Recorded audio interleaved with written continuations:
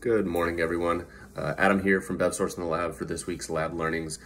This week, I'm going to try and go quickly but effectively through the different types of ways you can get artwork on your can. So, three main varieties. We're going to go through them in more detail individually in future videos. This one might go a little bit long, but I'll be snappy. So, first one is Liquid Death. Here we have got a mango chainsaw.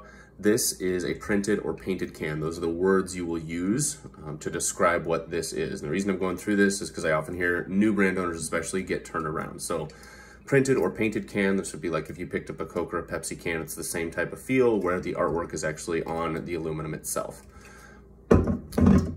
For the sleeve option, we have a Sour Apple Jocko Go.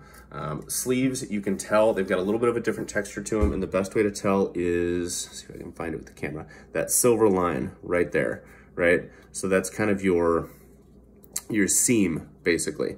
That's a really easy way, you rub your finger over it, you can feel it, really easy way to tell that it's a sleeved can.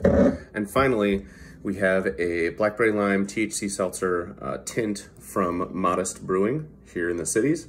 This is a label, or you hear them called PSL for pressure sensitive label. You can tell the head and the tail of the label leave a gap in the middle. The gap's not always necessarily this big. Sometimes it's smaller, sometimes they overlap, but you will always have the bare aluminum poking out at the top and down here at the bottom.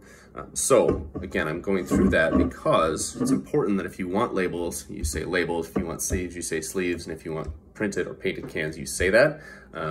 Because if not, you will get folks turned around, and somewhere there will be a breakdown in communication, what gets ordered, what gets applied, if you don't have your terms right. So that's your lab learning for today, and I hope you guys all have a good week. Thanks.